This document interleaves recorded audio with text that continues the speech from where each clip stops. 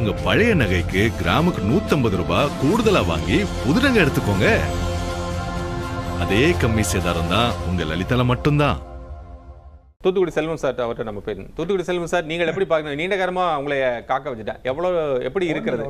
எப்படி இருக்கிறது இந்த களச்சூழல்? அரசியல் ஆகிறதா, அரசியல் ஆக்கப்படுகிறதா? திமுக தரப்புல இது அரசியல் அவங்களே ஆக்குறாங்க அப்படின்னு ஒரு விமர்சனத்தையும் வைக்கிறாங்க. வேந்தர் தொலைக்காட்சி நிறுவனத்திற்கு நெறியாளர் சகோதரர் கோபாலகிருஷ்ணன் அவர்களுக்கு, என்னுடைய சக பங்கேற்பாளர்களுக்கு, தொழில்நுட்ப கலைஞர்களுக்கு என்னுடைய பணிவான மாலை வணக்கம். எனக்கு நீங்க சொன்ன மாதிரி ரொம்ப நேரம் காத்திருக்கிறது ஒன்றும் பெரிய விஷயம் இல்லை. என்னுடைய சகோதரர்கள் சொன்னாங்க, இப்போ திமுக ஒரு பதட்டப்பான மனநிலையிலே இருக்காங்க. கடந்த காலங்களில் அவங்க 5 ஆண்டு காலம் ஆட்சி அதிகாரத்தில் இருக்கும்போது அவர்கள் அதிகார அத்துமீறல்களை எவ்வளவு செய்தாங்கிறத பாருங்க. அதாவது ஒரு யூடியூபர் அல்லது ஒரு சோசியல் மீடியால யாராவது ஒருத்தர் ஒன்று பேசிட்டாங்க அப்படின்னு சொல்லிட்டாலே அவங்கள பிடிச்சி ஜெயில போடுறது, கையை ஒடிக்கிறது, அவங்க மேல குண்டாஸ் போடுறது, இப்படிப்பட்ட நிகழ்வுகள் எல்லாம் கடந்த காலத்துல திமுக அவர்களுடைய கைது என்ன சொல்றது, அன்பானந்தமுடைய கைது என்ன சொல்றது, பேசிட்டோம். பேசினதுக்கு அப்புறம் திருப்பி நான் மீண்டும் உங்களுக்கு அதாவது இதுல இப்ப சமீபத்துல இன்னும் ஒரு 60 நாள் கூட ஆகல. இந்த ஆட்சி அதிகாரத்துக்கு 60 நாள் கூட ஆகல. நீங்களே கூட இடையில யாரோ ஒரு நண்பர் பேசும்போது கூட சொன்னாரு, 108 இடம் மேண்டேட் பீப்புள் மேண்டேட் திரு விஜய் அவர்களுக்கு தான், தமிழக வெற்றி கழகத்துக்கு தான் கொடுத்திருக்காங்க. அந்த 108 அறுதி பெரும்பான்மைக்கு தேவையான 118 கூட்டணி கட்சிகள் மூலமா கிடைச்சிருக்கு. அவர் ஆட்சியில் இருக்காரு. அவர் கொஞ்சம் அதிகாரத்தை புரிந்து கொண்டு இப்போ அதிகாரத்துக்கு வந்திருக்கிற எல்லாருமே 1-2 பேரை தவிர மற்றவங்க எல்லாம் புதிய ஆட்கள். அவங்க இப்ப அதிகாரத்தை, அந்த ஆட்சி நிர்வாக முறைகளை தெரிந்து கொண்டு அவங்க அதை புரிந்து அவங்க ஆட்சி நடத்துறதுக்கான கால அவகாசம் கொடுக்கிறது ஒரு நியாயம், அது ஒரு மரபு. ஆனா எப்ப அவசரப்பட்டு ஒரே நாள்ல என்னமோ புனிதமானவர்கள் அதார்கள் இதார்கள். நான் ஒண்ணு சொல்றேன் சார், நீண்ட காலத்துக்கு பிறகு எனக்கு 64 வயசு ஆச்சு. 1977 இருந்து நான் தேர்தல் அரசியலில் நேரடியாக பங்கெடுக்கிறவர். நான் 77 மைக்ல பேசியிருக்கேன். அதனால எதுக்காக சொல்ல வரேன்னா, இதுவரை இருந்த அரசுகளில் இப்ப இந்த ஆட்சியினுடைய தொடக்கம் நல்லா இருக்குன்னு சொல்லி மக்கள் பேசுறாங்க. ஏன்னா அத லஞ்சம் வாங்குறதுக்கு அதிகாரிகள் பயப்படுறாங்க சார். கடந்த காலத்துல லஞ்சம் பொதுமைப்படுத்தப்பட்டது, ஜெனரலைஸ் பண்ணியிருந்தாங்க. அதாவது லஞ்சம் இல்லை என்று சொன்னா எந்த வேலையுமே நடக்காது, எந்த துறையிலையும் நடக்காதுங்கிறது இருந்தது. ஆனா இப்ப எப்படின்னு கேட்டா, அவங்க லஞ்சம், அதாவது பார்ட்டி ஃபண்ட், நீங்க கடந்த சட்டமன்ற கூட்டத்தொடர்ல கூட பாத்தீங்கன்னா வேற ஒண்ணும் இல்ல, முதலமைச்சர் பார்ட்டி ஃபண்டுன்னு மட்டும் சொன்னாரு. உடனே எதிர்கட்சி தலைவர் ஆவேசப்பட்டு கொதிச்சு எழுறாரு. அவர் ஏன் எழணும்? அவர் திமுக பார்ட்டி ஃபண்ட் வாங்குறாங்க, கட்சி நிதி வாங்குறாங்கன்னு சொல்றாரு. தம்பி கொஞ்சம் நான் உங்க நேரத்தை குறிக்கல பிளீஸ். அதாவது தயவு செய்து நான் என்ன சொல்றேன்னு கேட்டீங்கன்னா, இந்த ஆட்சி நடக்கட்டும் சார். இவங்களும் இந்த ஆட்சியில குறிப்பிடத்தக்க குற்றச்சாட்டுகள் வந்த பிறகு செல்வம் சார், இப்ப நீங்க சொல்றீங்க இல்லையா, இப்ப இதெல்லாம் இந்த ஒரு குறைந்தபட்ச நாட்கள் ஆகுது அப்படின்னு, கவர்னன்ஸுக்கு என்ன டைம் கொடுக்க முடியும்? கவர்மெண்ட்டுக்கு டைம் கொடுக்கலாம், கவர்னன்ஸுக்கு என்ன டைம் கொடுக்க முடியும்? ஏன்னா உங்களுக்கு தெரியும், அதிகாரிகள் எப்பவுமே இதில் இருக்கக்கூடிய அதிகாரிகள் எல்லா காலத்திலும் அதிகாரிகளுடைய நாலேஜும் அவங்களுடைய ஒட்டுமொத்த நடவடிக்கைகள் தான் அரசினுடைய நடவடிக்கைகளாக பார்க்க முடியுதுங்கிறது நம்ம யதார்த்தமா புரிஞ்சு கொள்ள வேண்டியது. அப்படி இருக்கக்கூடிய கவர்னன்ஸ்ல அதுல என்ன நமக்கு டைம் எடுக்க வேண்டி இருக்குங்கிற கேள்வி இருக்கு இல்லையா? இப்போ கொள்கை சார்ந்திருக்கக்கூடிய முடிவுகள், கொள்கை சார்ந்திருக்கக்கூடிய செயல் திட்டங்கள், அப்புறம் அரசு கொண்டு வரக்கூடிய நலத்திட்டங்கள், இதுக்கு கொஞ்சம் குறைந்தபட்சம் ஒரு கால அவகாசம் இருக்கும். இப்போ நமக்கு கரண்ட்டில் ஏதோ பிரச்சனை இருக்கு, ஒரு நிறுவனத்தில் நமக்கு ப்ராப்ளம் இருக்கு, அதை சரிப்படுத்த கொஞ்சம் அவகாசம் வேணும், ஊழல் லஞ்சம் கொடுக்கறதுக்கு நம்ம முறைப்படுத்திட்டு இருக்கிறோம், ஸ்ட்ரீம்லைன் பண்றோம், இந்து சமய துறை அமைச்சர் சொல்றாங்க நாங்கள் ஸ்ட்ரீம்லைன் பண்ணிட்டு இருக்கிறோம் அப்படிலாம் சொல்றாங்க. ஸோ இதுக்கு கால அவகாசம் வேணுங்கிற நம்ம புரிஞ்சுக்க முடியுது. கவர்னன்ஸ்ல இப்போ இதுலயே இப்போ பேசினவங்களே என்ன சொன்னாங்க, 300 கோடி குற்றச்சாட்டு என் ஆனந்த் அவர்கள் மேல வச்சிருக்காங்க, விசாரணையில் இருக்கு, அது சொல்லியிருக்கிறாங்க. இப்படி போன்ற ஊழல் குற்றச்சாட்டுகள் இருக்கு, மலிந்து கிடக்கிறது என்று திமுக தரப்புல அதனால தான் இதை மறைப்பதற்காக இந்த விஷயத்தை பெருசுபடுத்துறாங்கன்னு சொல்றாங்க. உங்க பதில் சார். அதாவது உங்களுக்கு ஒரே ஒரு செய்தி, அதாவது கதை சொல்ல ஒருவன் பிறந்து விட்டால் கண்ணகி வாழ்விலும் களங்கம் உண்டு. கவியரசு கண்ணதாசன் சொன்னதுதான். இவங்க வந்து இந்த குறிப்பிட்ட காலத்துல 300 கோடி ஊழல் குற்றச்சாட்டு 400 கோடி சொல்றாங்களே, இந்த 300 கோடி அது குறைந்தபட்சம் ஒரு 3 கோடி அல்லது 30 லட்சம் 3 லட்சம் இன்னார்ட்ட இருந்து அவர் இந்த அமைச்சர் வாங்கியிருக்கிறார் அந்த அமைச்சர் வாங்கியிருக்காரு அப்படின்னு சொல்லி சொன்னீங்கன்னா அதை பத்தி நம்ம விவாதம் பண்றதுல நியாயம் இருக்கு. நான் அதே நேரத்துல தாவேக அமைச்சர்கள் எல்லோருமே பொறுப்புணர்ச்சியோடு நடக்காங்கன்னு சொல்லி நான் வாதம் பண்ண வரல. ஆனா அவர்களும் இன்னும் கற்றுக்கொள்ள வேண்டியது இருக்கிறது. அதிகாரத்தை புரிந்து கொண்டு தவறா சரியா நடக்கலைங்கிறதுலயும் எனக்கு கருத்து வேறுபாடு இல்லை. ஏன்னா மாண்புமிகு அமைச்சர் ஒரு குறிப்பிட்ட அமைச்சர் கூட ஆய்வு செய்ய போறதா சொல்லி ரீல்ஸ் போடுறது வைக்கிறது இதெல்லாம் அவங்க கொஞ்சம் மாத்திக்கிட்டதான் செய்யணும். நான் அதை மறுக்கல. அதே நேரத்துல நாம கொஞ்சம் அவகாசம் கொடுங்க சார். நான் என்ன சொல்றேன்னா, ஜனநாயகத்துல இறுதி எஜமானர்கள் வாக்காளர் பெருமக்கள்.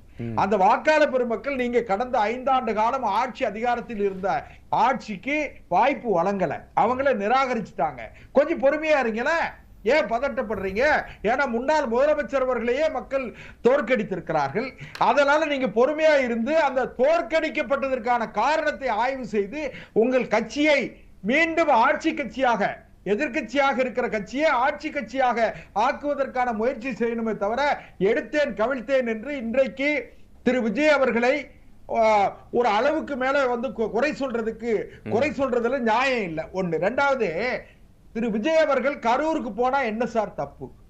நீங்க கடந்த காலங்கள்ல முதலமைச்சர் அன்றைய முன்னாள் முதலமைச்சர் அவர்கள் எத்தனையோ சம்பவங்கள்ல அந்தந்த வீடுகளுக்கு போய் ஆறுதல் சொல்றது, அதுல வந்து பாதிக்கப்பட்ட ஒரு சென்சிட்டிவான ஒரு இஷ்யூல வந்து அவங்க வீட்டுக்கு கருணை அடிப்படையில முதலமைச்சருடைய அதிகாரத்திற்கு உட்பட்ட அந்த அதிகாரத்துக்கு உட்பட்ட ஒரு அதிகாரத்தை பயன்படுத்தி ஒரு பதவியை அவங்களுக்கு வந்து ஒரு ஓஏ போஸ்ட், அந்த கல்வி தகுதிக்கு தகுந்தாற் போல ஓஏ ஒரு கிளரிக்கல் போஸ்ட். அங்கதான் சார் திமுக திரு பாரதி ஆர்எஸ் பாரதி திரு என்ன வைக்கிறாரு, திரு வில்சன் கூட அந்த பதிவை வந்து பேசியிருந்தார். என்ன சொல்லியிருந்தாருன்னா, இப்போ நீங்க ஒருவேளை இந்த மாதிரி வந்து பாதிக்கப்பட்டவர்களுக்கு கொடுக்கப்படக்கூடிய இருந்தா அது இந்த குற்ற வழக்கினுடைய இந்த வழக்குல இருக்கக்கூடிய விசாரணையில ஒரு திசைவழி போக்க மாற்றுவதற்கான வாய்ப்புகளை உருவாகும் அப்படிங்கிற ஒரு ஐயத்தை வந்து திமுக ஏற்படுத்துது.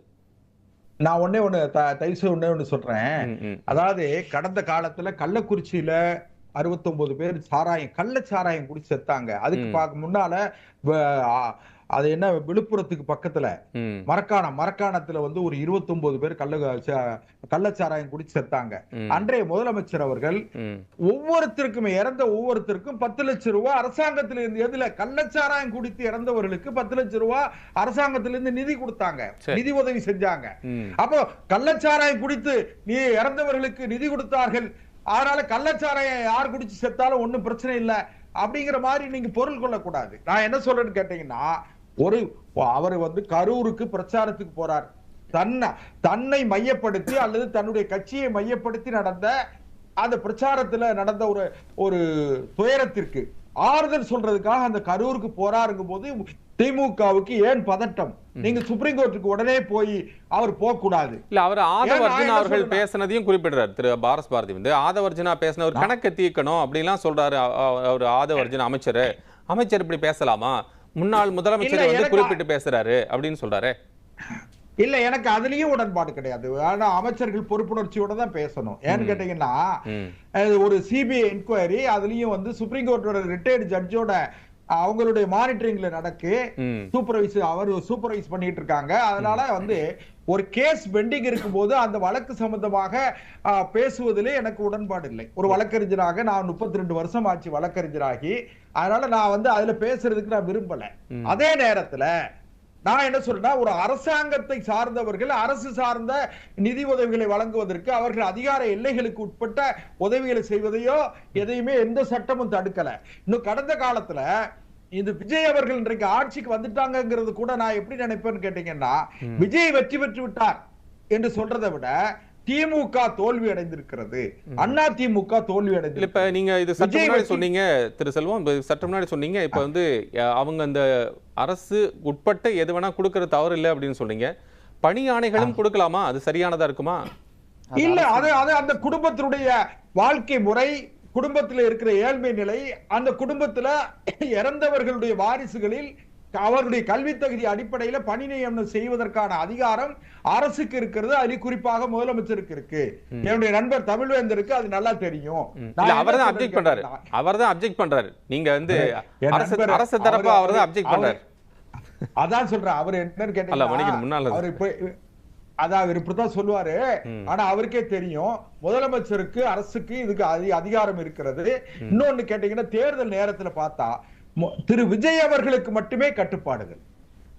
உதயநிதி ஸ்டாலின் எங்கேயா போனாலும் அவருக்கு எந்த இது கிடையாது. எந்த தலைவருக்குமே இந்த நெருக்கடி கொடுக்கல. திரு விஜய் அவர்களுக்கு மட்டும் நெருக்கடி கொடுத்தவருடைய விளைவு என்னாச்சுன்னா திரு விஜய் அவர்கள் மீது அனுதாபம் ஏற்பட்டு திமுக அதிகார அத்துமீறல்களை செய்கிறது, அதிகார துஷ்பிரயோகம் செய்கிறது என்கிற எண்ணம் வந்த காரணத்தினாலதான் இன்றைக்கு விஜய் அவர்கள் ஆட்சி அதிகாரத்துக்கு வந்திருக்காரு. ஆட்சி அதிகாரத்துக்கு நான் இன்னொரு செய்தியை நான் பதிவு பண்ணணும். ஏன்னு கேட்டீங்கன்னா திரு விஜய் அவர்கள் வந்து ஒரு மிகப்பெரிய விஷயத்தை செஞ்சிருக்காரு. என்னன்னு கேட்டீங்கன்னா ஜாதிய கட்டமைப்புகளை ஒழித்திருக்கிறார். திமுக சமூக நீதி சமதர்மம் இதெல்லாம் பேசக்கூடிய திமுக, ஆதிக்கமற்ற சமுதாயம் அமைத்தே தீருவோம் அப்படிலாம் சொல்லக்கூடிய திமுக எந்த தொகுதியிலேயாவது இந்த ஜாதியை சார்ந்த பெரும்பான்மை ஜாதியை சார்ந்தவர்கள் தான் வேட்பாளர் நிப்பாட்டுறது. அந்த பெரும்பான்மை ஜாதியை சார்ந்தவர்களுக்கு துட்டு கொடுக்காம வந்து அந்த பெரும்பான்மை ஜாதியை சார்ந்தவர்களுக்கு துட்டு கொடுக்கிறது செஞ்சாங்க. திமுக மட்டும்தான் நடந்ததா? நிச்சயமா சொல்ற திமுக அண்ணா திமுக தாவேக்கால இருந்து பல உதாரணங்கள் சொல்லலாமா, சொல்ல முடியாதா? நிச்சயமா நான் சொல்றேன். எங்க குறிப்பா சொல்றேன், எங்க மாவட்டத்தை பத்தி எனக்கு தெரிஞ்சதை சொல்றேன். இந்த இங்கெல்லாம் வந்து வேட்பாளர் யாருன்னே தெரியாது, எந்த ஊருக்காரர் எந்த ஜாதிக்காரன்னு தெரியாது. அவருக்கு நான் ஒரு கோபாலகிருஷ்ணன் சார் ஒரு தலைவனுடைய முகமும் முகவரியும் வெற்றி பெறணும், அந்த கட்சியினுடைய கொள்கை சித்தாந்த வெற்றி பெறணும். அப்படி பார்த்தா திமுக ஜாதியை ஒழிக்க பிறந்த கட்சி என்று சொல்லி பிரகடனப்படுத்தி கொண்டிருக்கிற திமுக ஜாதி பார்த்து வேட்பாளர் நிப்பாட்டினாங்க. ஆனா திரு விஜய் அவர்கள் ஜாதி எந்த ஊருக்காரன் எந்த ஜாதிக்காரன் எந்த மதத்துக்காரன் இதெல்லாம் தெரியாது. ஆனா அவனை நிப்பாட்டி ஜெயிக்க வச்சது அது திரு விஜய் அவர்களுக்கு அவர்கள் செய்த ஒரு சமுதாய புரட்சி என்று கூட நான் கருதுறேன். அந்த வகையில திரு விஜய் அவர்கள் வெற்றி பெற்றிருக்காங்க. ஆட்சி நடத்தட்டும். கோரிக்கைகள் வருமானால் சிபிஐ கிட்ட செல்வம் சார், சிபிஐ கிட்ட திமுக வந்து ஒரு மனு கொடுத்திருக்காங்க. அந்த மனுவில் அவங்க குறிப்பிட்டிருக்க, நீங்க நம்ம பேசினதை ஒட்டி இருக்கனால அதை நான் குறிப்பிட விரும்புறேன். பாதிக்கப்பட்ட குடும்பங்கள் முக்கிய சாட்சிகளா இருக்கிறதுங்காட்டிக்கு அதிகாரத்தில் இருப்பவர்கள் அந்த அவங்கள சந்திக்கிறத வழக்கையை திசை திருப்புவக வழிவகுக்கும் அப்படின்னு சிபிஐட்ட ஒரு மனு கொடுத்திருக்காங்க. இதே மனு தான் அவங்க வந்து உச்சநீதிமன்றத்திலையும் கொடுத்திருந்தாங்க. ஆனால் அதில் வந்து சொந்த மாநில மக்களையே நாட்டினுடைய முதலமைச்சர் சந்திக்க போகிறத தடை செய்யணும்னு நினைச்சிங்களா, பேச்சுரிமை வழக்கலாம் அப்படின்னு மாண்புமிகு உச்சநீதிமன்றம் இந்த கேள்விகளை இப்போ அதை வந்து தள்ளுபடி பண்ணுதுன்னு வைங்க. இப்போ சிபிஐக்கு ஒரு ஆப்ஷனையும் அதே உச்சநீதிமன்றம் மாண்புமிகு உச்சநீதிமன்றம் கொடுத்துருக்கு. நீங்கள் வந்து உங்களுக்கு தரப்பில் இருக்கக்கூடிய நீங்கள் அடுத்த ஆப்ஷன்ஸை நீங்கள் பயன்படுத்திக்கலாம்னு சொன்னாங்காட்டிக்கு அவங்க அதை அந்த சிபிஐ நோக்கி திமுக நகர்கிறது. அதான் திமுக ஒண்ணு கேளுங்க சார், அதாவது அந்த மானிட்டரிங் பண்ணக்கூடிய அந்த ரிட்டையர்டு ஜட்ஜிட்டே கூட நீங்க பெட்டிஷன் கொடுங்கன்னு சொல்லியிருக்காங்க. நான் என்ன சொல்றேன்னா கண்டெம்ட் ஆஃப் கோர்ட் நீங்க போகிறதுக்கு எல்லாருக்கும் அது சார் வந்து ஒரு வழக்கு தொடுக்கும் போது ஒரு பெட்டிஷன் டிஸ்மிஸ் ஆயிடுச்சு, இன்னொரு இதுல வந்து மிஸ்லேனியஸ் பெட்டிஷன் இன்னொன்னு போடுவாங்க.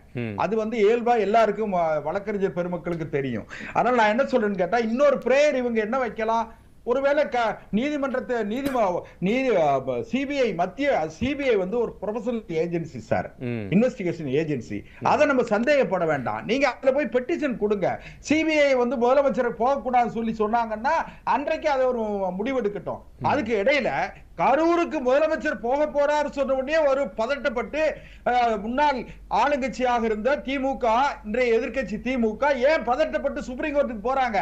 அப்ப என்ன வரும்னு கேட்டா குதிலுக்குள்ள யாரு திருடன் குதிலுக்குள்ள ஒளியல திருடு குதிலுக்குள்ள இல்ல அப்படின்னு சொல்லி எங்க கிராமங்கள்ல பழமொழி சொல்லுவாங்க. இல்ல இது வேண்டாம் நம்ம அது வந்து சரியானதா இருக்காதுன்னு நினைக்கிறேன். ஏன்னா நம்ம அந்த வார்த்தைகள் பயன்படுத்தி யாரா ஒருத்தருக்கு அது அர்த்தம் புரிஞ்சதாக மாறிடும். அதனால அது வேண்டாம்.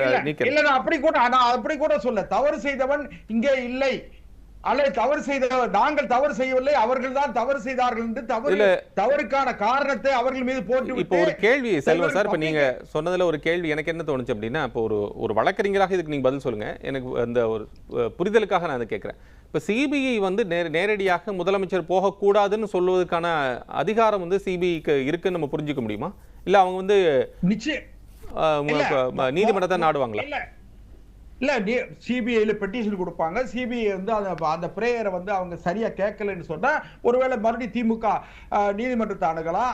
அது அவங்களுக்கு இருக்கிற பிரிவிலேஜ். அது ஓகே, அது இல்ல, அது திமுக சொல்றாங்க சார். நீங்க திமுகவுடைய பிரிவிலேஜ் சொல்றீங்க, அவங்க பிரேயர் வைக்கிறாங்க கேட்கணும். சிபிஐக்கு அந்த அதிகாரம் இருக்கிறதா? ஒரு மாநில துணை முதலமைச்சர் வந்து ஒரு இடத்தை நோக்கி மற்ற இடத்துக்கு நகரக்கூடாது, போகக்கூடாது, அல்லது இந்த வழக்கை சுட்டிக்காட்டி சொல்ல முடியுமான்னு கேட்கிறேன். இல்ல சிபிஐ வந்து என்ன முடிவு, என்ன வியூ பண்றாங்கங்கறத நம்ம பார்க்கணும். இன்னும் இன்வெஸ்டிகேஷன் ஏஜென்சி வந்து என்ன வியூ பண்ண போறாங்கங்கறத நாம இப்போ பிரெடிகேட் பண்ண முடியாது. ஏன்னு கேட்டீங்கன்னா அவங்க ஒருவேளை இவங்க சொல்ல முடியுமா? Is there any option? இந்த மாதிரி ஒரு மாநிலத்துடைய முதலமைச்சரை இப்படி சொல்ல முடியுமான்னு கேக்குறேன். இல்ல நீங்க கரூருக்கு போறது பிரச்சனை இல்ல, ஆனா அந்த பாதிக்கப்பட்ட குடும்பங்களுக்கான நிவாரணத்தை, அந்த வேலை வாய்ப்பு இதெல்லாம் நீங்க இப்ப செய்ய வேண்டாம்னு சொல்லலாம். ஒருவேளை அது சொல்லலாம், அரசு தரப்புல இருந்து மறுக்கலாம், அது வேற. ரெண்டு பேருக்குமே ஆப்ஷன்ஸ் இருக்கு. அதே நேரத்தில் நான் என்ன சொல்றேன்னா சார், இப்போ மிகப்பெரிய அளவுல குற்றச்சாட்டுகள் இந்த அரசு மேல இல்ல. ஏறக்குறைய ஒரு 55 நாட்கள் ஆயிருக்கு. இன்னும் கொஞ்ச நாட்கள் நீங்க விட்டு பிடிச்சு ஆதாரபூர்வமான குற்றச்சாட்டு, எனக்கு இந்த அரசு மேல விமர்சனமே இல்லையான்னு கேட்டா இருக்கு. ஏன்னு கேட்டா 30/6/2026 நீதிமன்றத்துக்கு அரசு, கடந்த கால அரசு நியமித்த வழக்கறிஞர்கள் எல்லாருடைய பதவியும் போயிடுச்சு. ஆனா 1/7 இருந்து அரசு வழக்கறிஞர்களே இல்லாம நீதிமன்றம் வந்து தேங்கி நிக்குது. நேத்து 80,000 ரூபாய் ஃபைன் போட்டிருக்காங்க அப்படிங்கறத புரிஞ்சுக்க முடியுது. அதான் கோயம்புத்தூர்ல, கோவையில வந்து ஒரு ஜட்ஜி போட்டிருக்காங்க. என்ன கேட்டீங்கன்னா அது ஒண்ணு. ரெண்டாவது, அனிதா ராதாகிருஷ்ணன் வழக்கு பற்றி ஒரு தம்பி பேசினாங்க. நான் என்ன சொல்றேன், 41A சமன் கொடுக்கறாங்க. 41A சமன்ல அப்பியர் ஆகிறாரு. அதுக்கு பிறகு இன்வெஸ்டிகேஷன் ஆபீசர் இருக்காங்க பாருங்க, அவங்க ஹைகோர்ட்ல பெயில் டிஸ்மிஸ் ஆன உடனே அவரை அரெஸ்ட் பண்றாங்க. அதை அரெஸ்ட் பண்ண கூடாதுன்னு சொல்றதுக்கு யாருக்கு எந்த உரிமையும் கிடையாது. அவதூறு வழக்குல சோஃபார் நமக்கு இருக்கக்கூடிய பிராக்டிஸ், அந்த அவதூறு வழக்குல நீங்க சம்மன் பண்ணுவீங்க, சம்மனுக்கு அவர் வந்து ஆஜராவாரு, பேசுவாரு, இல்ல வக்கீல் தரப்பு வந்து அவங்களுடைய ஸ்டாண்ட சொல்லுவாங்க. அவங்க வந்து எனக்கு இந்த மாதிரி உடல்நிலை சரியில்லைன்னு சொல்லி அவர் அனிதா ராதாகிருஷ்ணன் சொல்றதாக சொன்னாங்க. அப்படி இருக்கக்கூடிய பட்சத்துல உடனடியாக கைது நடவடிக்கை என்னங்கிறதா திமுக தரப்புல வைக்கக்கூடிய கேள்வி. சார், இதை விட கொடுமையான சம்பவங்கள்லாம் கடந்த காலத்தில் நடந்தது. ராத்திரி 2 மணிக்கு போய் 499/500 ஐபிசில வந்து டெஃபமேஷன் கேஸ் வந்து 499/500 ஐபிசி, பழைய ஐபிசி அதுல போடுவாங்க. ஆனா இவங்க ராத்திரி 2 மணிக்கு எந்த காரணமும் காரியமும் இருக்காது, உடனே போய் அரெஸ்ட் பண்ணி என்னமோ பெரிய கொலை குற்றவாளி இழுத்துட்டு வர்ற மாதிரி இழுத்துட்டு போறதெல்லாம் திமுக. நான் புரிஞ்சுக்கிறேன் சார். நான் வந்து மீண்டும் உங்ககிட்ட வந்தாரு முதல் சுட்ட நிறைவு செஞ்சிடலாம். உங்க பழைய நகைக்கு கிராமுக்கு 150 ரூபாய் கூடுதலா வாங்கி புது நகை எடுத்துக்கோங்க. அதே கம்மி சேதாரம் தான் உங்க லலிதால மட்டும்தான்.